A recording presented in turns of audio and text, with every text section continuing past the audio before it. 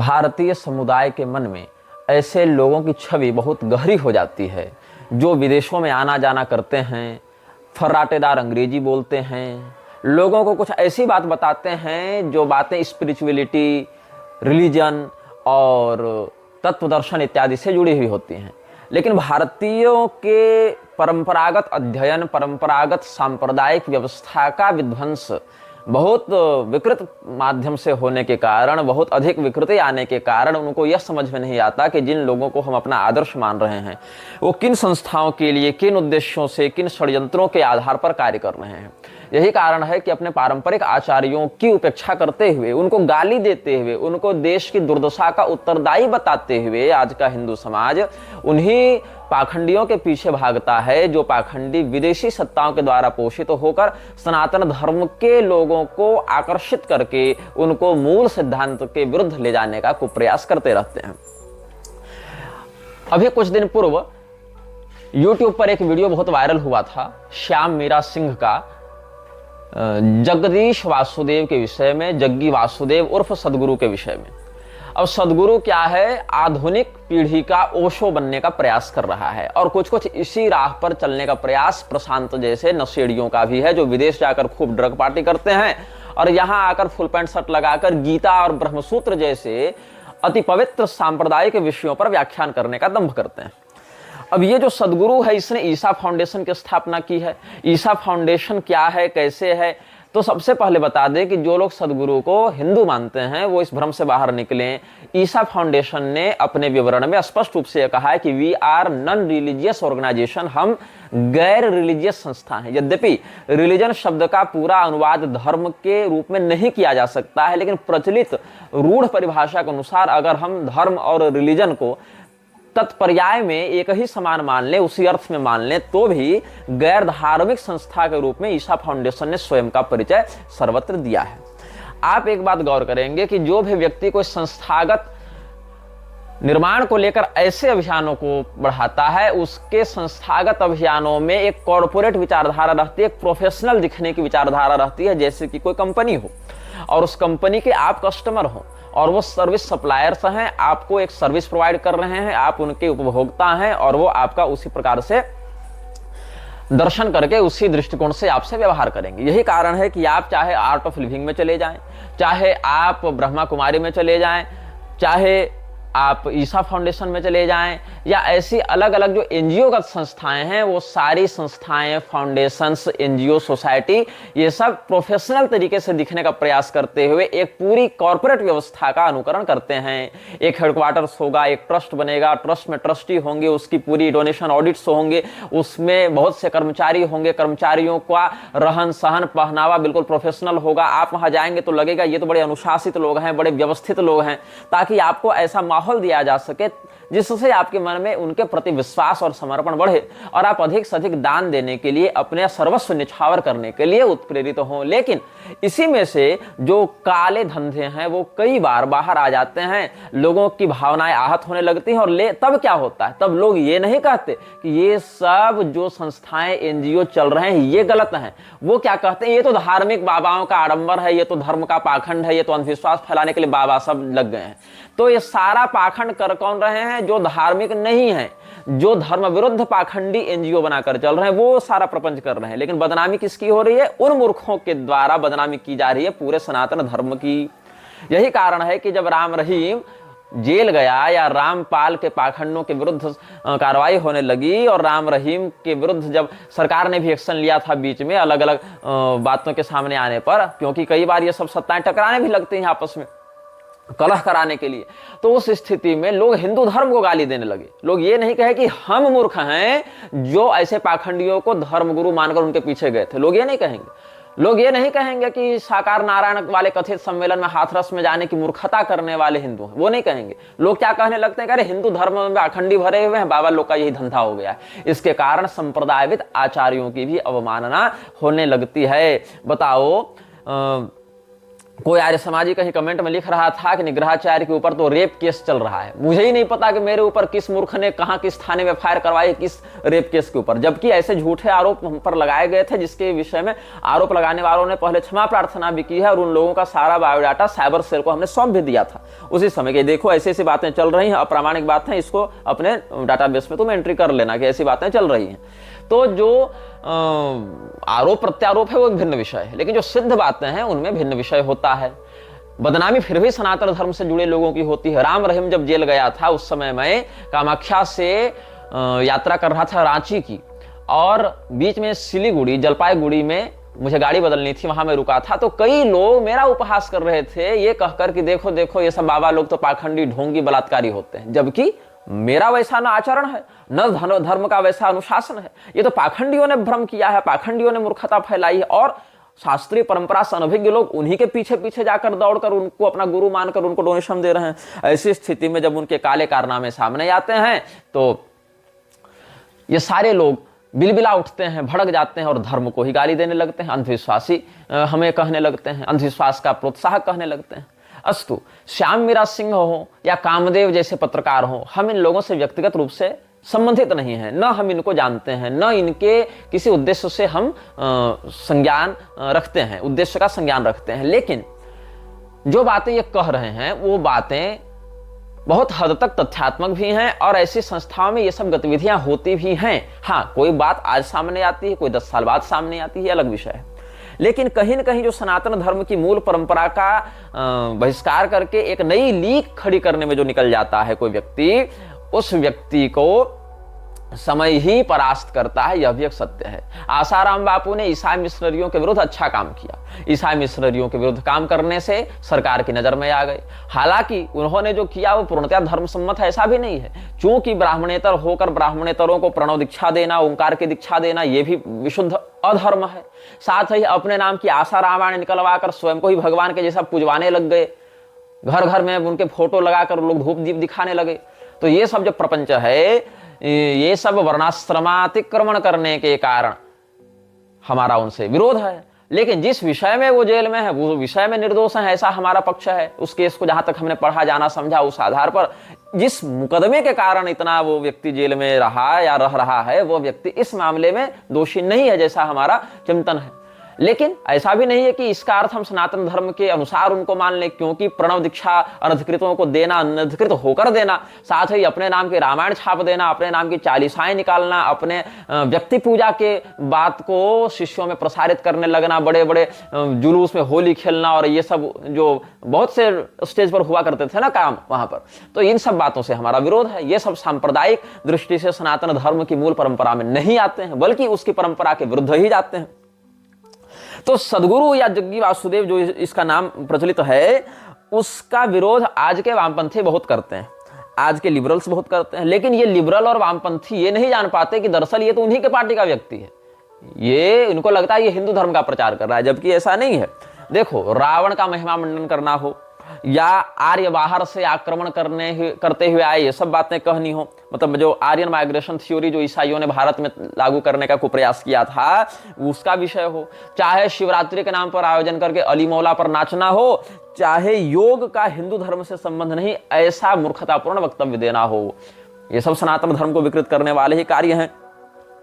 तो क्या हुआ था, मिलक्षराज की संस्था फ्रीमेसन्स का ये बड़ा चहेता पालतू है। कौन? जग्गी वासुदेव। और जग्गी वासुदेव ने चेन्नई में अधिवेशन जो फ्रीमेसन्स का हुआ था उसमें भाषण भी दिया था 1 घंटे तक।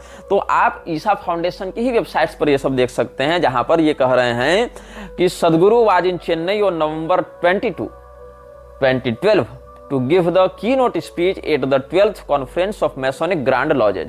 Masonic Grand Lodges का जो 12वां कॉन्फ्रेंस हुआ था, उस अधिवेशन में 22 नवंबर 2012 ईस्वी को जग्गी वासुदेव ने चेन्नई में भाषण दिया था और इनॉग्रेट भी किया गया था जो मैसोनिक ग्रैंड लॉजेज का जो 12th कॉन्फ्रेंस हुआ था चेन्नई में, उसके लिए, जिसमें 200 फ्रीमेसन्स के उच्चाधिकारी वहां पर आए हुए थे 50 देशों से। तो क्या कहता है ये कि फ्रीमेसन्स का वैश्विक शांति निर्माण में क्या योगदान है, इस विषय पर हम चर्चा करेंगे। जबकि विश्व की शांति को भंग करने के लिए ही मिलक्षराज कार्य कर रहा है, क्योंकि शांति रहेगी तो कलह नहीं होगा, कलह नहीं होगा तो कलिपुरुष दुर्बल होगा। इसीलिए कलिपुरुष को उन्नत बनाने के लिए कलह की आवश्यकता है, कलह के लिए फ्रीमेसन्स, इल्यूमिनाती इत्यादि की आवश्यकता है।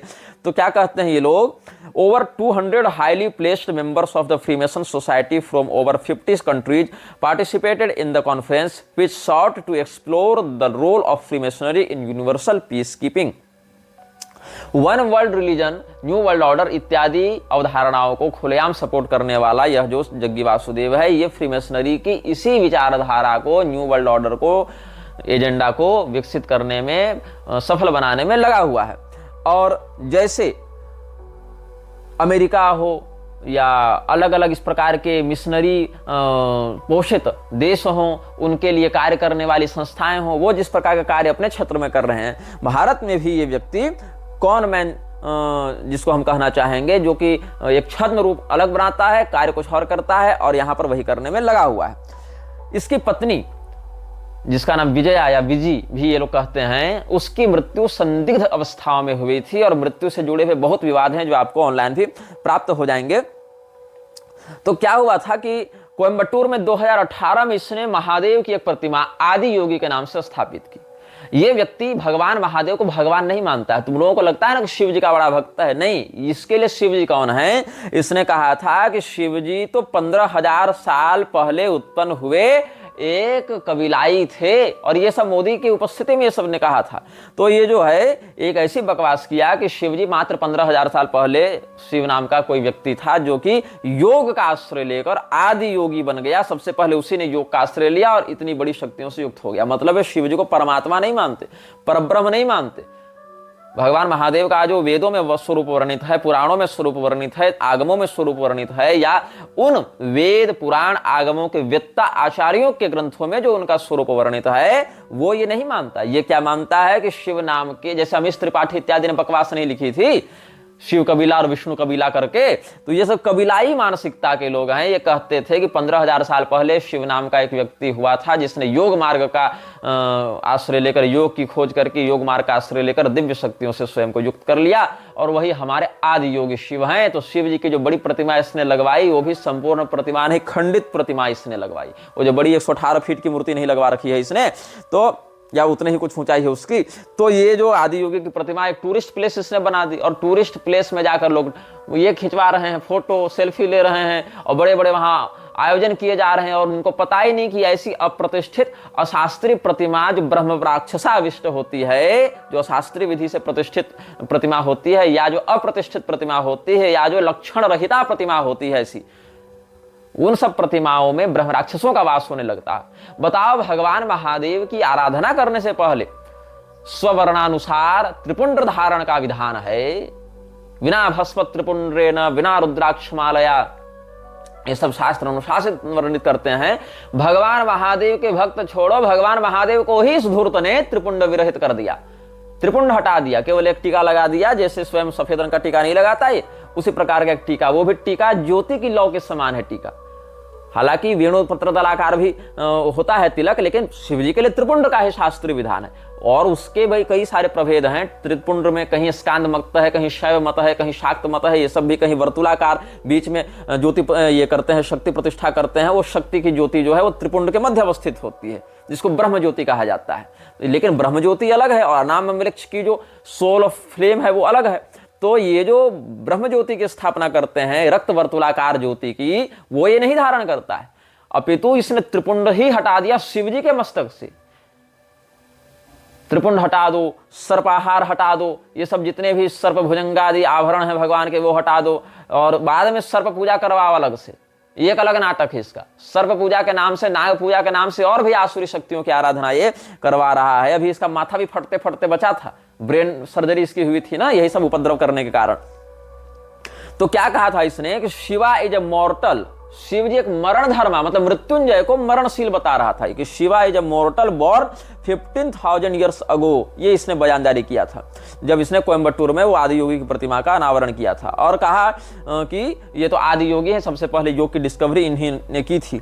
तो क्या हुआ, इसको पद्म विभूषण दिया गया है। ये सब जितने वीपी नायडू और मोदी, अमित शाह और रामनाथ कोविंद, ये सब जितने लोग हैं सब इसी के आगे पीछे डोलते रहते हैं, वोट बैंक के चक्कर में, कॉर्पोरेट्स के चक्कर में, पैसा के चक्कर में, फंडिंग के चक्कर में, इंटरनेशनल रिलेशंस के चक्कर में। ये सब क्या होते हैं? रविशंकर है, जग्गी वासुदेव है, इससे पहले चंद्रा स्वामी था। ये सब पावर ब्रोकर्स होते हैं। ये सब साधु संत नहीं है, धर्मात्मा नहीं है, ये सब पावर ब्रोकर्स हैं। अलग अलग देशों में अपने अनुयायी बनाकर, कॉर्पोरेट्स में, सॉफ्टवेयर्स में, एनजीओ में, बड़े बड़े संस्थानों में अपने लोगों को घुसाकर ये लोग सत्ता को परोक्षतः नियंत्रित करते हैं। और जब दो देशों में कोई डील होनी होती है, जब दो व्यापारियों में कोई डील होनी होती है, तब क्या होता है? ये पावर ब्रोकर्स का काम करते हैं वहां पर। ये इनका वास्तविक स्वरूप है।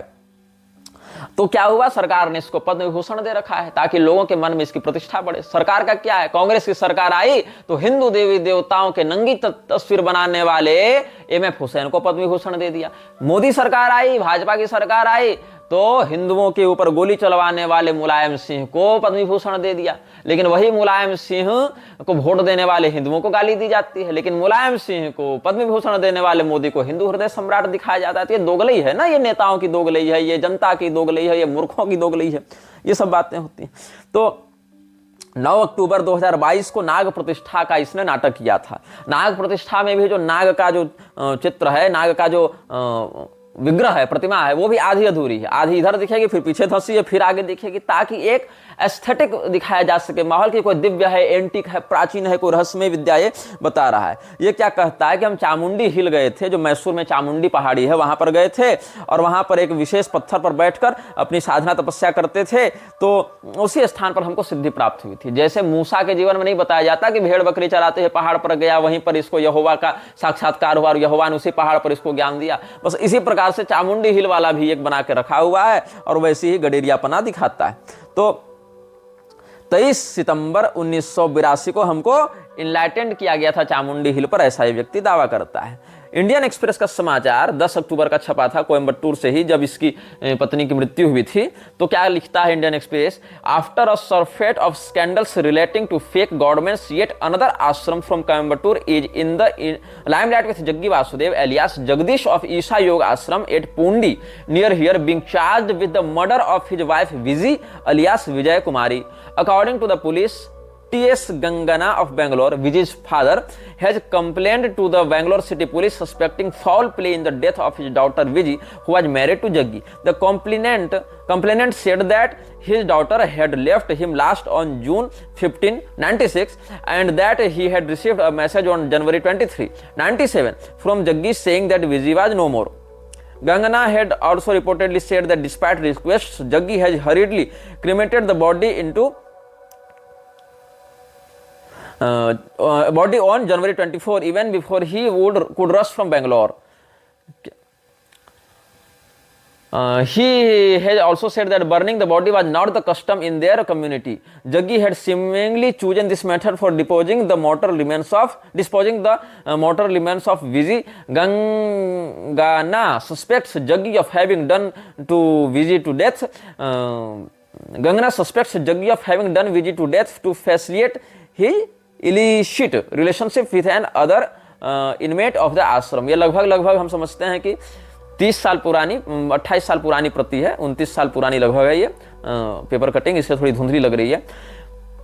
Based on Gangana's complaint to the Bangalore City Police, a case was registered. The Bangalore City Police have subsequently transferred the case to the Coimbatore Rural Police under whose jurisdiction the ashram falls. They have registered a case against Jaggi. Meanwhile, a team of police personnel have visited the premises of Isha Ashram at Pondi and interrogated the people there. Godman Jaggi is in the USA and further investigations are in the case. ये सब बातें हैं कि जब इसकी पत्नी की मृत्यु हुई थी तो इसने पहले अंतिम संस्कार किया उसका, वो भी जलाने की विधि से किया, और इसके बाद उसके पिता को खबर की गई तो पिता ने ही केस दर्ज करवाया था। मतलब इसके ससुर ने अपनी बेटी की मृत्यु का, हत्या का चार्ज लगाते हुए, इस पर आरोप लगाते हुए जग्गी वासुदेव पर केस किया था। ये सब बातें हैं। तो इसने क्या कहा कि ये तो समाधि में चली गई, महासमाधि में चली गई है मेरी पत्नी, इसीलिए वो महासमाधि को प्राप्त हो गई बस। लेकिन इससे पहले जग्गी वासुदेव ने कई बार यह कहा था कि मेरी पत्नी अभी उतनी योग्य नहीं हुई है साधना में कि महासमाधि इत्यादि लगा सके, अपरिपक्व है।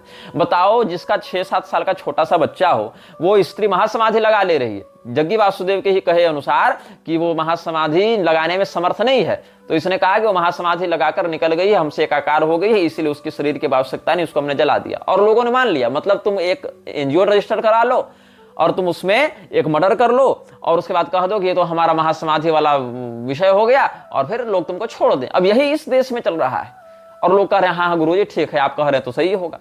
तो ये बताओ, अगर महासमाधि हो भी गई थी तो उसके परिजनों को, उसके पिता को, माता को, या जो भी उसके अभिभावक हैं, पिता को बताने से पहले ऐसी क्या हड़बड़ी से अंतिम संस्कार तुमको कर देना पड़ा?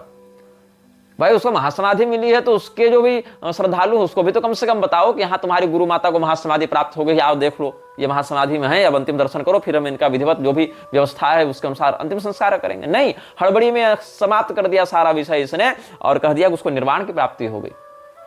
फ्रीमेसन्स के सदस्यों के इसी प्रकार से रहस्यात्मक परिजनों की मृत्यु होती रहती है। जग्गी वासुदेव फ्रीमेसन्स का मेंबर, उसकी पत्नी की रहस्यात्मक परिस्थितियों में मृत्यु या हत्या, और उसकी कोई जांच पड़ताल नहीं, क्योंकि बड़े बड़े कॉन्टेक्ट्स हैं। और एक बात और बताऊं, जिस दिन फ्रीमेसन्स में ज्वाइन होने के लिए विवेकानंद ने अप्लाई किया था, उसके 3 दिन के बाद ही उसके पिता की मृत्यु हो गई थी। ये भी एक रहस्य है, जिसके विषय में हम तब बताएंगे जब विवेकानंद पर आएंगे। खैर, अब हम यहां ये बता रहे थे कि जैसे इस्कॉन ने भगवान कृष्ण को उठा लिया चैतन्य महाप्रभु के संप्रदाय से और उनका शास्त्रीकरण कर दिया, उनका कॉर्पोरेट उनको बनाकर उनके नाम पर खूब बिजनेस चलाया, वैसे ही जग्गी वासुदेव ने शिव जी को उठा लिया और उनका बिजनेस कर दिया, उनको कॉर्पोरेट में डाल दिया। इधर अली मौला पर ये नाच रहा है, शिवलिंग के ऊपर अग्नि जलाकर वहां पैर से सेंक रहा है, आग सेंक रहा है, और आग जलाकर पैर से सेंक रहा है, उधर शिवलिंग पर कपूर जलाकर क्या क्या तामझाम कर रहा है, जबकि शिवलिंग के ऊपर कपूर जलाने का कोई शास्त्रीय विधान नहीं है, बल्कि निषेध होता है इस प्रकार देव प्रतिमाओं के साथ हस्तक्षेप करना। और काशी के घूसखोर लोभी बहुत से पंडित उसके चरणों में लौट जाते हैं, इस धूर्त के चरणों में, जो कि खुलेआम वृक्षराज की संस्थाओं में आता जाता है और उनका समर्थन करता है। एक व्यक्ति ने बहुत पहले इसको एक्सपोज किया था, वो व्यक्ति का नाम तो मुझे नहीं पता, चैनल था उसका कामदेव के नाम से यूट्यूब पर, और उस वीडियो को लगभग 40-50 लाख लोगों ने देखा था। तो सदगुरु ने क्या किया था, कोर्ट में शिकायत की, और चूंकि नेता मंत्री से इनका उठना बैठना है, ये सारे लोग तो इन लोग के सेटअप किए हुए हैं व्यवस्था में, तो यूट्यूब को एक कोर्ट ऑर्डर देकर उस डॉक्यूमेंट्री को डिलीट करवा दिया गया था, जिसको लगभग 40-50 लाख लोगों ने देखा था उस समय। सोचो कि एक YouTube वीडियो से इसकी सत्ता इतनी प्रभावित हो गई थी और ये डर गया था, कहा नहीं नहीं इस वीडियो को हटाओ, सीधे हटाओ। अगर वास्तव में तुम सच्चे थे तो उस वीडियो के विरुद्ध तुमको बयान जारी करते कि नहीं इसमें लगाए गए आरोप गलत है और सच्ची बात ये है, सही बात ये है। जैसे कि आजकल बहुत से लोग दुष्प्रचार नहीं कर रहे हैं हमारा कि ये तो अपनी शादी में खुद ही पंडित बनकर विवाह कराने लगा क्योंकि सबको सबसे अधिक ज्ञानी स्वयं को मानता। अरे मूर्खों, विवाह में जो शास्त्रीय परंपरा है उसमें बहुत से मंत्र वर को पढ़ने होते हैं, बहुत सी कन्या को पढ़ने होते हैं, बहुत से कन्या के पिता को पढ़ने होते हैं, लेकिन चूंकि दूल्हा दुल्हन या दूल्हे के माता पिता, दुल्हन के माता पिता अब वेद मंत्रों में उतने अधिकारी नहीं बचे या फिर उनका ज्ञान नहीं है पढ़ने का, इसीलिए पुरोहित जी उन मंत्रों को उनके बदले प्रतिनिधि के रूप में पढ़ते रहते हैं, दूल्हा वाला भी, दुल्हन वाला भी, माता पिता वाला भी, और कहते हैं ऐसा ऐसा करते जाओ। लेकिन जिसको मंत्रों का ज्ञान है, जिसको मंत्रों का अधिकार है, वह तो स्वयं ही मंत्र पढ़ेगा। फेरा लेने के मंत्र वर ही पढ़ता है। तो मैं मंत्र पढ़कर फेरा ले रहा था, उसी की 15 सेकंड क्लिप ये लोग वायरल करके क्या कहते हैं कि यहाँ तो कोई ब्राह्मण ही नहीं था, जबकि ऐसा नहीं। हमारे पक्ष से ब्रजेश पाठक जी गए हुए थे, सुमन पाठक जी गए हुए थे, ये दोनों वो सारा कर्मठ करा रहे थे। हमने इनको यथायोग्य दक्षिणा मान सम्मान भी किया, लेकिन वो वीडियो में नहीं आए क्योंकि वो किनारे बैठे थे, वीडियो तो किसी ने खींच कर डाल दिया था। तो इस बात को न समझने के कारण लोग मूर्खता करते रहते हैं। तो जो कोई आरोप लगाता है उस स्थिति में जो सत्य है वो बताया जाता है, न कि रिपोर्ट भेजकर और उस वीडियो को ही डिलीट करवा दिया जाता है अपने राजनीतिक ताकत का प्रयोग करते हुए। तो क्या हुआ कि जो उसकी वाइफ थी विजया कुमारी, जिसको विजी कहा जाता है, वाइफ के व्यक्तिगत जीवन पर तो हम ज्यादा कुछ नहीं कहेंगे, लेकिन ये कहा जाएगा कि जो पब्लिक में उसने अपनी वाइफ की मृत्यु की बात कही, उसने कहा महासमाधि।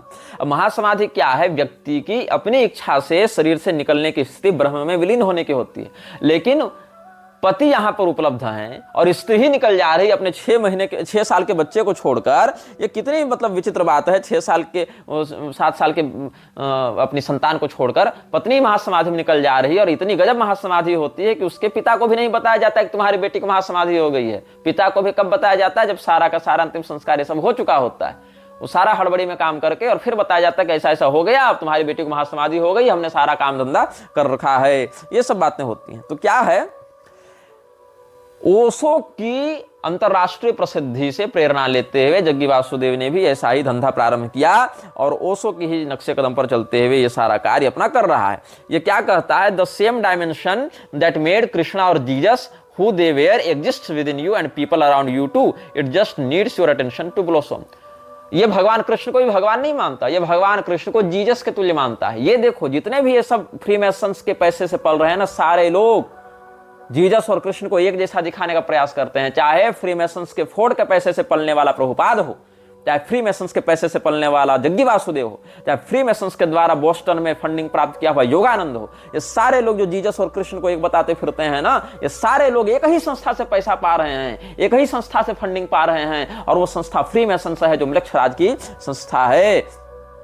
Christ is a possibility in every human being. It needs to be raised. That is not religion, but the spiritual process. एक इन्होंने एक नया टर्म निकाल रखा है, स्पिरिचुअल प्रोसेस, और हर व्यक्ति अपने अनुसार स्पिरिचुअलिटी बेच रहा है। हम जो कर रहे हैं वो स्पिरिचुअल है, स्पिरिचुअल है। कोई मर्यादा नहीं, कोई माने मतलब नहीं, कोई कुल धर्म नहीं, कोई वर्ण धर्म नहीं, कोई सांप्रदायिक गुरु परंपरा नहीं, बस स्पिरिचुअल है, स्पिरिचुअल है। ले लो, कूपन काटो, पैसा दो, स्पिरिचुअलिटी ले लो, और इसमें सब आ जाएंगे। और यहाँ पर जीसस की तुलना भगवान राम से भी करता है। Why Rama and Jesus are an inspiration, कि जीसस और राम से हम क्या प्रेरणा ले सकते हैं, इस पर इसका पूरा एक ये डिस्कोर्स वर्णित है, इसका एक पूरा लेक्चर है। क्राइस्ट जो है हर मनुष्य की एक संभावना है, इस क्राइस्ट की संभावना को जगाने की आवश्यकता है। अपने हृदय के क्राइस्ट को पहचानो, ईसाई के भाव को धारण करो, ईसा बन जाओ, ईसाई के समान व्यवहार करने लगो, ये इसका है। अब बताओ इसके जो ये चेले हैं ये कितने मूर्ख हैं। एक ट्विटर हैंडल मुझे दिखा था ट्विटर में, स्ट्रिंग रिविल्स के नाम से, ये क्या दिखा रहा है, क्या कहता है, दैट्स वाई, मतलब सदगुरु के किसी बात को कोट करते हुए इसने लिखा था, that's why I always hold Sadhguru one step above God, remembering his words, this is not a culture of worshipping gods, this is a culture of God making. क्या कहा इसने, जग्गी वासुदेव ने क्या कहा था, ये हमारी जो संस्कृति है वो देवताओं को पूजने वाली संस्कृति नहीं है, देवता बनाने वाली संस्कृति है। और यही कारण है कि इसके चेले कहते हैं कि that's why I always hold Sadhguru one step above God, इसीलिए हम सदगुरु को ईश्वर से एक स्टेप ऊपर मानते हैं। सदगुरु मतलब कोई सदगुरु नहीं, सत संप्रदाय का उपदेशक देशिक गुरु नहीं, सदगुरु इसका नाम है, इसका नाम ही सदगुरु है, इसने अपना नाम ही सदगुरु रख लिया है। और इसने यह कह दिया, तुमको लग रहा है हिंदू धर्म का प्रचार कर रहा है ना, शिव जी का प्रचार कर रहा है, अरे ये क्रिसमस भी मनाता है, अली मौला भी करता है, और शिवरात्रि भी मनाता है, और सब करता है। क्यों, इसको सबसे पैसा चाहिए। ऐसे लोग जो एक फाउंडेशन चलाते हैं वो केवल पैसा कमाने के लिए चलाते हैं कि हमको सबसे चाहिए, और बेचते क्या, स्पिरिचुअलिटी, मेडिटेशन, ये करो। मेडिटेशन के नाम पर क्या क्या चल रहा है, क्या क्या ईमेल लीक हो रहे हैं, ये सब तो सब सार्वजनिक विषय है कि किस लड़की के साथ कहाँ क्या बलात्कार हो रहा है, कहाँ पर यौन शोषण हो रहा है, कहाँ पर क्या नंगई मचा रहे हैं ये लोग। तो ये क्या कहता है, I refuse to recognize people as Muslims, Christians और हिंदूज, ऐसे human beings as human beings. कितनी सेक्युलर बात है, human beings as human beings. तो ये सारे लोग जो सेक्युलरता के मारे हुए हैं ना, ये कहीं नहीं सीधे मृक्षत्व की ओर ले जाने वाले लोग हैं। इसीलिए इसने क्या कहा, आमीन और ओम तो एक ही है, इसके लिए आमीन और ओम पर्याय हो गए, जीसस और कृष्ण पर्याय हो गए। सारी खिचड़ी ये नाला और अमृत को मिलाने में लगा हुआ है कि Om, amen, amen, one and the same. Sadhguru explains how Om is the universal sound and is not religious in nature, मतलब ओम जो है उसको भी धार्मिक नहीं मानता है। Sadhguru explains that yoga is a technology and religion has nothing to do with it, yoga is Hindu just the way gravity is Christian. इसने कहा कि ग्रेविटी की परिभाषा, ग्रेविटी का विश्लेषण न्यूटन ने किया, ग्रेविटी का सूत्र न्यूटन ने दिया, तो क्या हम ग्रेविटी को क्रिश्चियन कह दें, वो तो एक यूनिवर्सल लॉ है। वैसे योग जो है वो यूनिवर्सल टेक्नोलॉजी है, उसको हम हिंदू नहीं कह सकते। लेकिन ये बताओ, जिन बातों को, गुरुत्वाकर्षण की जिन बातों को, ग्रेविटी की जिन बातों को न्यूटन ने बताया, क्या क्रिश्चियन जगत उन बातों को क्रिश्चियन रिलीजियस रेगुलेशंस में गिन रहा है? मतलब न्यूटन चलो क्रिश्चियन था, तो न्यूटन ने ग्रेविटी के विषय में जो सिद्धांत दिया वो सिद्धांत क्रिश्चियन सिद्धांत नहीं कहला जा सकता है, भले न्यूटन खुद क्रिश्चियन था। इस बात को तुम कहकर यह सिद्ध करना चाहते हो कि इसी प्रकार योगा भी हिंदू नहीं है। योग शब्द है लेकिन ये लोग योगा कहने लगते हैं, योग भी हिंदू नहीं है, ये एक यूनिवर्सल टेक्नोलॉजी है। अच्छा ये बताओ, किसी हिंदू ने योग दर्शन की खोज की क्या? किसी हिंदू ने योग दर्शन को बताया, एक्सप्लेन किया क्या? सबसे पहले अगर योग दर्शन की बात करें तो योग दर्शन के दार्शनिक ऋषि के रूप में हम महर्षि पतंजलि का ध्यान करते हैं। तो महर्षि पतंजलि जब कह रहे हैं कि ईश्वर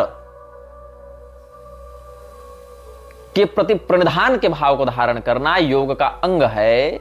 ईश्वर प्रणिधान क्रिया योग के अंतर्गत जब वर्णन करते हैं तो तपस्वाध्याय ईश्वर प्रणिधान आने क्रिया योग है, ये सब जो कहते हैं कि तपस्या स्वाध्याय ईश्वर प्रणिधान यह क्रिया योग का अंग है। तो तपस्या की जब परिभाषा बताते हैं, स्वाध्याय की जब परिभाषा बताते हैं तो वैदिक मर्यादा को अपनाते हुए बताते हैं, हिंदू धर्म के अनुसार बताते हैं, धार्मिक ग्रंथ के रूप में बताते हैं। ईश्वर प्रणिधान में जब ईश्वर की परिभाषा बताते हैं महर्षि पतंजलि योग दर्शन में, तो क्या कहते हैं? क्लेश कर्म विपाकाशैर अपरामृष्ट पुरुष विशेष ईश्वर। क्लेश और कर्म विपाक से रहित अपर अमृष्ट पुरुष विशेष चेतन की ईश्वर संज्ञा है। वहां गॉड और अल्लाह नहीं बताते हो। फिर उसमें क्लेश की जब परिभाषा बताते हैं तो अविद्या स्मिता राग द्वेषाभिनिवेशा पंचक्लेशा ये बताते हैं। उसमें ब्रह्म जीव का भेद अविद्या है, मृत्यु का भय अभिनिवेश है। ये सब वहां पर जो बातें बता रहे हैं वो कोई ऐसी भौतिक टेक्नोलॉजी नहीं बता रहे हैं, मशीन बना दिया और गियर एक्सल लगा दिया। वो सीधे सीधे धर्म की व्याख्या ही कर रहे हैं, वो सीधे सीधे सनातन धर्म की मर्यादा के अनुसार कर रहे हैं। इसीलिए योग विशुद्ध रूप से सनातन धर्म ही है। तुम उसको ये नहीं कह सकते हो कि जैसे कोई हिंदू अगर ईमेल का आविष्कार कर दिया तो हम ईमेल को हिंदू कह दें क्या? ईमेल की टेक्नोलॉजी हिंदू हो गई क्या? हाँ, नहीं होगी, क्योंकि ईमेल का हिंदू धर्म के अनुशासन या मार्ग या प्रस्थान के रूप में वर्णन नहीं है, लेकिन योग का वर्णन है। लेकिन ये लोग क्या कर रहे हैं? इनको योग लेना है हिंदू धर्म से, लेकिन हिंदू की पहचान के बिना लेना है। इनको शिव जी लेने हैं हिंदू धर्म से, लेकिन हिंदू धर्म की पहचान के बिना लेना है। इनको ओंकार लेना है हिंदू धर्म से, लेकिन हिंदू धर्म की पहचान के बिना लेना है। ये तुम्हारा सब कुछ लेना चाहते हैं, लेकिन तुम्हारी पहचान के बिना लेना चाहते हैं। तुमसे तुम्हारा सर्वस्व छीन लेना चाहते हैं, उसको हाईजेक कर लेना चाहते हैं और तुमको तुम्हारी विरासत से दूर कर देना चाहते हैं। ऐसे पाखंडी यही इन लोगों का षड्यंत्र है। अब समझ में आ रही है बात? शिवरात्रि इसने ले ली हिंदू धर्म से और कहा कि Shivratri has nothing to do with Hindu dharma. ये तो एक एस्ट्रोनॉमिकल इवेंट होता है।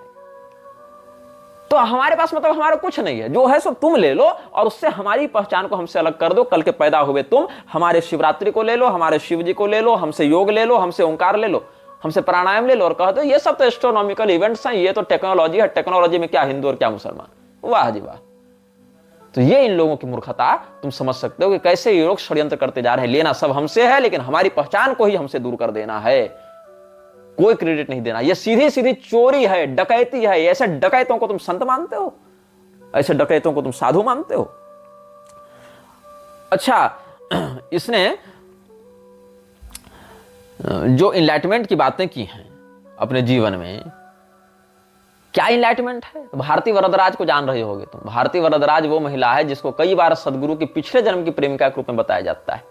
और विजया कुमारी की हत्या के बाद भारती वरदराज काफी निकट रहने लगी हैं जग्गी वासुदेव से। और जग्गी वासुदेव का एक वीडियो तुमने देखा होगा, नहीं देखा होगा तो यूट्यूब पर मिल जाएगा, तुम देख लेना, कि भारती वरदराज लेटी हुई है, कथित रूप से वही महिला है, और उसकी योनि पर अपने पैर के अंगूठे से वो मसल रहा है, कह रहा है कि हम इसमें स्पिरिट ट्रांसफर कर रहे हैं। ये इसका वीडियो तुमको कहीं मिल जाएगा, तुम लोग सर्च करके देख लेना। और क्या क्या इसने किया है? जब ईशा फाउंडेशन की इसने स्थापना की थी और त्रिशूल इत्यादि के प्रोजेक्ट्स निकाले थे, त्रिशूल नाम से रजिस्टर करवाया था ना, त्रिशूल इंफ्रास्ट्रक्चर इत्यादि चला रहे थे, वहां सब जगह भारती वरदराज को इसने ट्रस्टी रखा है। सबसे पहले इसकी पत्नी की मृत्यु से लेते हुए पनामा पेपर कनेक्शन जब हुआ था ना, पनामा पेपर लीक्स, जिसमें बड़े बड़े लोगों के नाम आए थे, तो इसका भी नाम उसमें आया था। लैंड इंक्रोचमेंट में जो भूमि अधिग्रहण है, अतिक्रमण है, उसमें इसका नाम कई बार आया है।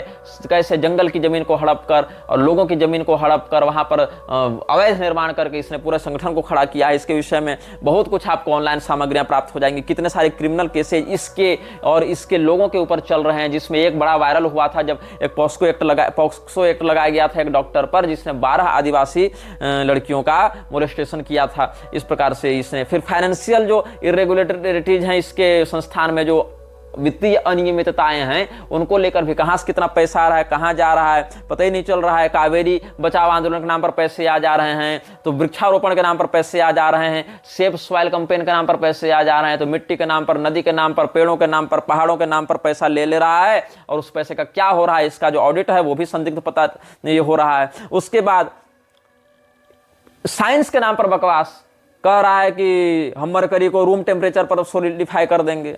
ये भी एक अलग बकवास चल रही है। जितने भी पर्व त्योहार वो एस्ट्रोनॉमिकल इवेंट है, और एस्ट्रोनॉमिकल इवेंट तो ब्रह्मांडीय होता है, उसका धर्म से कोई संबंध नहीं है। मतलब हिंदू लोग नहीं कर सकते, वो सब दावा किया हमारा विषय है। अगर न्यूटन ने ग्रेविटी के विषय में कुछ कहा और न्यूटन क्रिश्चियन था, मात्र इसी से हम ग्रेविटी को नहीं कह सकते हैं कि क्रिश्चियन है, तो क्रिश्चियन वो कैसे बना? क्रिश्चियन वो क्राइस्ट के वर्णन करता बाइबल के अनुसार बना होगा ना। तो बाइबल में अगर किसी बात का वर्णन है तब तो उसको मानोगे ना क्रिश्चियन है जी। अब बाइबल में ग्रेविटी नहीं, इसीलिए ग्रेविटी को क्रिश्चियन तुम नहीं कह सकते हो। लेकिन हिंदू धर्म के शास्त्रों में तो योग का वर्णन है, हिंदू धर्म की परंपरा के अनुसार उसका वर्णन है। योग दर्शन एक हिंदू धर्मशास्त्र है, उसके रचयिता, उसके उपदेशक महर्षि पतंजलि एक आर्य सनातन वैदिक हिंदू थे और हिंदू धर्म के अनुसार ही उन्होंने सारी बातें बताई हैं। और जो महर्षि वेदव्यास ने अपने पौराणिक साहित्य में या महाभारत इत्यादि में लिखा है, और जो भगवान श्री कृष्ण ने गीता इत्यादि में उपदेश दिया, वो सब सनातन धर्म के अनुसार योग की विषय बताई, वार्ता बताई है, योग का प्रारूप बताया है, योग के प्रभेद बताए हैं। तो ये सब क्या है? सनातन धर्म के धर्म ग्रंथों में वर्णित धार्मिक विषय हैं। यम नियम इत्यादि जो अंग है वो सीधे सीधे सनातन धर्म के अकाट्य अभिनय अंग है। चाहे तुम क्रिया योग देख लो, चाहे तुम अष्टांग योग देख लो, ये सब सारे के सारे उसी से जुड़े हुए हैं। लेकिन इसको वो सारा लेना है, केवल हिंदू धर्म की पहचान नहीं लेनी। हाँ, अगर किसी हिंदू ने ईमेल का आविष्कार कर दिया, किसी हिंदू ने किसी और मशीन का आविष्कार कर दिया जिसका वर्णन वहां उस रूप में नहीं मिलता उस पद्धति से, तो तुम कह सकते हो उस समय दुर्जनतोष न्याय से कि हाँ चलो ये हिंदू ने भले बनाया, लेकिन हिंदू इस टेक्नोलॉजी को तो हम कह नहीं सकते। ये बात सत्य है। लेकिन जिस बात का वर्णन कुरान में है, जिस बात का वर्णन बाइबल में, उसको ईसाई या इस्लामी ही तो कहोगे, उसके अनुसार चलने वाली बात को। तो फिर सनातन धर्म के वेदों में वर्णित है जो योग शिखोपनिषद है, वो किसका है? बाइबल का है क्या? कुरान का है क्या? वो तो हिंदू धर्म का है ना। योग चूड़ामणि, हर्ष योग प्रदीपिका, ये सब कहां के? हिंदू धर्म के हैं। घेरंड संहिता, ये सब कहां का है? गोरक्षनाथ जी ने योग मार्ग का उपदेश सनातन धर्म के अनुसार किया है। सिद्ध सिद्धांत पद्धति सनातन धर्म का ग्रंथ है। तो ये सब जो योग मार्ग के हैं, मत्स्येंद्रनाथ जी की मत्स्येंद्र संहिता, ये सब कहां का है? ये सब सनातन धर्म के मान्य वेद, पुराण, शास्त्र, स्मृति, ये सब है दर्शन। ये तो तुम वहां से उसको पहचान अलग कर रहे हो, तो तुम सीधे सीधे उसकी हत्या कर रहे हो, उसकी जड़ को काट कर उसके पत्तों को सींचने का तुम प्रयास कर रहे हो ना। अब जितने भी ये सब बातें कहता है सदगुरु, उसमें केवल फराटेदार अंग्रेजी, घूमे फिराई बातें और पैसा लाओ पैसा लाओ पैसा लाओ, ये सब करते हुए कई सारी संस्थाएं इसने बना रखी हैं अपने फंडिंग को डाइवर्ट करने के लिए, अलग अलग संस्थाओं में फंडिंग डालने के लिए। जिसमें क्या क्या है? एक है त्रिशूल शेल्टर्स प्राइवेट लिमिटेड, जिसमें मौमिता सेन शर्मा, पुनीत नंदा, स्वामीनाथन वेलिंगिरी, भारती वरदराज, राधे जग्गी, रुक्मिणी कार्तिकेयन, ये सब ट्रस्टी हैं। फिर ईशा बिजनेस प्राइवेट लिमिटेड है, जिसमें विनोद हरि, भोजराजन राजेश, चंदर, अरुल ज्योति, ये सब नाम है। रुक्मिणी कार्तिकेयन, पलानी नाथन, रविचंद्रन, कौगलूर, इलया कुमार, अरुणगिरी, भारती वरदराज, ये सब है। भारती वरदराज लगभग सब में है। ईशा कैपिटल प्राइवेट लिमिटेड में भी वेंकट रस राधा कृष्णन है, कुगलूर, इलया कुमार है, ये सब अरुणगिरी, लक्ष्मी नारायण पुरम, कृष्णन नारायण, पालनीनाथन, रविचंद्रन, भारती वरदराज, इसमें भी है। त्रिशूल फाउंडेशन प्राइवेट लिमिटेड, इसमें भी भारती वरदराज है। ईशा क्राफ्ट्स प्राइवेट लिमिटेड, इसमें भी भारती वरदराज है। Isha institute of inner sciences, इसमें भी भारती वरदराज है। ईशा लाइफ रिसर्च फाउंडेशन, इसमें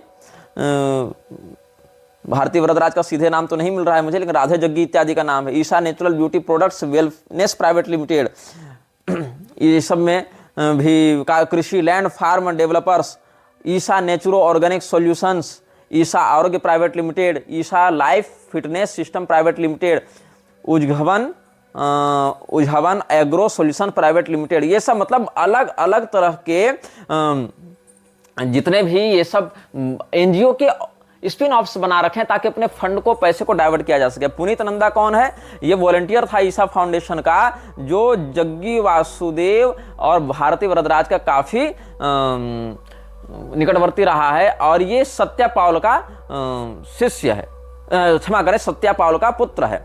और इसने यह दावा किया था कि हम तो समस्त मोह माया से परे हो चुके हैं और हम तो सन्यासी हो गए हैं, लेकिन सन्यास लेने के बाद ही अलग अलग ट्रस्ट में ये ट्रस्टी बनकर घूम रहा है। तो ये जितने भी लोग ये सब सन्यासी का वेश धारण करके बने हुए हैं, ये सब जितने भी लोग अपने आप को इनलाइटेंड बताते हैं, वो सारे इनलाइटेंड कहाँ पर घुसे हुए हैं? सारे मनी मेकिंग प्रोसेस में घुसे हुए हैं। राधे जग्गी, जो जग्गी वासुदेव की बेटी है, मौमिता सेन शर्मा, ये सब भी इसमें, स्वामीनाथन वेलनगिरी, ये सब जितने भी लोग हैं सब धीरे धीरे करके केवल पैसा बनाने के लिए लगे हुए हैं। केवल इसमें ईसा फाउंडेशन के नाम पर डोनेशन लेकर अलग अलग तरह से डाइवर्ट कर रहे हैं मनी को, लॉन्ड्रिंग कर रहे हैं मनी की, और लोगों को हिंदू धर्म की ही मूल पहचान के विरुद्ध ले जाकर ये सब अपना अपना कार्य कर रहे हैं। अब एक विषय बहुत महत्वपूर्ण है इसमें, ऋषि प्रभाकर नाम का एक व्यक्ति आता है जो महर्षि महेश योगी का चेला था। महर्षि का चेला तो ऋषि कम से कम होगा ही, तो गुरु महर्षि था इसका, जो उड़ना सिखाता नहीं था, जिसके विषय में CIA वाला लेटर जो हमने सार्वजनिक किया था कि जो ये लोग वर्ल्ड पीस ऑर्गेनाइजेशन के आधार पर काम करना चाह रहे थे कि हम लोग पूरे विश्व में शांति फैलाएंगे और लोगों को उड़ना सिखाएंगे और अपनी ध्यान शक्ति से अपराध को कम कर देंगे, तो वही महर्षि महेश योगी का जो चेला था ऋषि प्रभाकर, उसके विचारों को चुराकर व्यक्त करने का आरोप लगता है जग्गी वासुदेव पर। और ऋषि प्रभाकर भी ये सब बहुत सी संस्थाएं चलाता रहा है और ये भी एक प्रकार का सस्ता ओशो ही था अपने समय का। तो ये सारे लोग कभी न कभी एक दूसरे से कनेक्टेड रहे हैं, डायरेक्टली या इनडायरेक्टली, लेकिन बहुत ज्यादा इन्फ्लुएंस्ड था सदगुरु ओशो से और साथ साथ ऋषि प्रभाकर जैसे लोगों से। अब इसमें जो न्यूज लॉन्ड्री करके एक वेबसाइट है, न्यूज लॉन्ड्री में बहुत कुछ आपको प्रमाण के साथ बातें मिल जाएंगी, जिसमें तमिलनाडु की गवर्नमेंट के द्वारा जो HSCA है ना, हिल एरिया कंजर्वेशन अथॉरिटी, जो पहाड़ी क्षेत्रों की संरक्षण वृत्ति को धारण करने वाली संस्था है, तो वहां पर HSCA के बिना अनुमति के कैसे ईशा फाउंडेशन की इसने नींव डाली थी जंगली क्षेत्रों में लोगों को ये दिखाने के लिए कि हम तो वनवासी हैं, तपस्वी हैं, और बड़े बड़े कॉर्पोरेट्स खड़े किए हैं। इसके विषय में बहुत से यहाँ पर डॉक्यूमेंट्स उपलब्ध हैं, तो ये सारे डॉक्यूमेंट्स भी हम धीरे धीरे करके अपने वीडियो में अटैच करने का प्रयास करेंगे कि कैसे कैसे कब कब कौन कौन तारीख को HSCA का नोटिस ये सब भेजा गया है, कि कैसे जंगल की कितनी जमीनों को इसने हड़पा है, जमीन के जो इंक्रोचमेंट के जो नोटिसेज हैं वो सब इसको कैसे भेजे गए हैं, ये सारी बातें यहाँ पर हम आपको सप्रमाण एक एक नोटिस का वर्णन करेंगे और सारे कुछ हम अपने वीडियो में ही अटैच करेंगे। कैसे अपने कॉर्पोरेट को बढ़ाने के लिए इसने सारे नियम कानूनों को ताक में रखा। अगर तुम सरकार की बात भी मानते हो, अगर तुम कानून को भी मानते हो, अगर तुम लोकतंत्र के भी निष्ठावान अनुयायी हो, तो भी कैसे लोगों ने कितनी बार अपील की है इसके विरुद्ध, लेकिन कोई सुनवाई नहीं हुई। अच्छा ये बताओ, कितनी लड़कियां घरों से भागकर ईशा फाउंडेशन चल जाती हैं, रहती हैं वहां पर, उनके माता पिता को पता नहीं होता। इसके विषय में बहुत से परिजनों ने शिकायत दर्ज कराई है पुलिस में कि वहां पर ऐसा हो गया, वैसा हो गया, हमारे बाल बच्चों को वहां पर ब्रेन वॉश करके रखा जाता है। हालांकि जो ईशा फाउंडेशन वो बार बार ऐसे आरोपों से इनकार करता है, कोई थोड़े कहेगा कि हाँ हम कर रहे हैं ऐसा, लेकिन जो वहां के जुड़े हुए लोग हैं, जो वहां से एफिलिएटेड लोग हैं, वही सब ये सब बातें सामने बताते रहते हैं। लेकिन चूंकि नेता मंत्री इत्यादि से इतनी निकटता इस व्यक्ति की है कि, और फ्रीमेसन्स का इतना चहेता यह है कि जो भी व्यक्ति इसके खिलाफ जाने का प्रयास करता है उसका या तो मुंह बंद करा दिया जाता है अस्थायी रूप से, या फिर परमानेंट ही उसको समाप्त कर दिया जाता है। अब जो जग्गी वासुदेव है वो अपनी पैशाचिक शक्तियों को जागृत करने के लिए सदैव अशास्त्रीय विधि से ही कार्य करता रहता है। अशास्त्रीय विधि में अग्नि के ऊपर पैर सेकना, भगवान शिव के शिवलिंग को बनाकर उसके ऊपर कपूर जला देना, शिवरात्रि के नाम पर जो आयोजन करता है ये आदि योगी वाले कथित मूर्ति के आगे वहां शिव जी के स्वरूप में लाते हुए ये त्रिपुंड रहित भुजंगाभरण रहित भगवान महादेव को आधे अधूरे विग्रह में स्थापित करता है। या तो शिवलिंग के रूप में विधिवत रखो, या तो विधिवत साकार प्रतिमा के रूप में रखो। ये मनमानी करते हुए लोगों को शिव जी के फैशन में लाने के लिए, ट्रेंडिंग में लाने के लिए ये नाटक करता रहता है कौन? जग्गी वासुदेव। तो इसके विषय में अभी यूट्यूब पर भी बहुत कुछ प्राप्त हो रहा है और बहुत कुछ वेबसाइट्स भी हैं। न्यूज लॉन्ड्री इत्यादि वेबसाइट ने हाउ सदगुरु बिल्ट हिज ईसा एम्पायर इलीगली, इसमें 150 एकड़ का जो कैंपस है कोयम्बटूर में, उसका कैसे निर्माण अवैध तरीके से किया गया है। पुलिस सरकार से कितनी बार अपील की है लोगों ने, सरकार ध्यान नहीं देती, कई बार नोटिस भेजती है, तो ये सीनियर ऑफिशियल्स की इन्फ्लुएंस से उन सब बातों को, मामलों को दबा देता है। ये सारी जो कार्टेल चला रहे हैं ये लोग, ये सारा कार्टेल जो ईशा फाउंडेशन का है, उसके विषय में बहुत कुछ प्रमाणिक बातें आपको प्राप्त हो जाएंगी इंटरनेट पर भी। ये कोई बहुत ज्यादा रहस्यमय विषय नहीं है, इसीलिए हम बहुत खुलकर बात नहीं करेंगे, क्योंकि जिन विषयों को लोग पहले से बोलते आ रहे हैं, जिन विषयों के विषय में सारे प्रमाण पहले से उपलब्ध होते रहे हैं, जो चर्चा का विषय पहले से रहा है, उस विषय पर हम कम बोलते हैं, क्योंकि लोगों के पास अन्य स्रोतों से भी प्रमाणित जानकारी प्राप्त होती रहती है। हम उन विषयों पर अधिक बोलने पर ध्यान देते हैं जो विषय सामने उतनी प्रगल्भता से, उतने मेन स्ट्रीम में नहीं आ पाए हैं। अगले अनुभाग से हम बात करेंगे विवेकानंद के विषय में विस्तार से, क्योंकि विवेकानंद जैसे विषयों पर लोग बोलने से बचते हैं, और विवेकानंद को इतना अधिक ग्लोरीफाई कर दिया गया है, लोगों के ऊपर इतना थोप दिया गया है कि उससे अधिक बुद्धिमान, विद्वान, दूरदर्शी, क्रांतिकारी, युवा आदर्श तो कोई था ही नहीं। ऐसा उसको ग्लोरीफाई कर दिया गया है। लेकिन हम बात करेंगे विवेकानंद के काले पहलुओं पर, कि कैसे उस व्यक्ति ने अपनी अदूरदर्शिता और शास्त्रानभिज्ञता के कारण सनातन धर्म को क्षति पहुंचाई है। यह वीडियो जल्द ही हटा दिया जा सकता है। कृपया थर्ड पार्टी ऐप्स का उपयोग करके डाउनलोड करें। आप इस वीडियो को अपने चैनल पर फिर से अपलोड भी कर सकते हैं।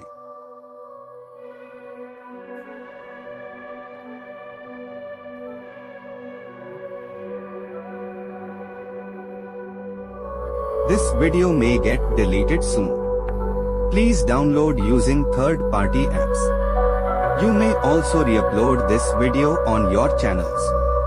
Thank you.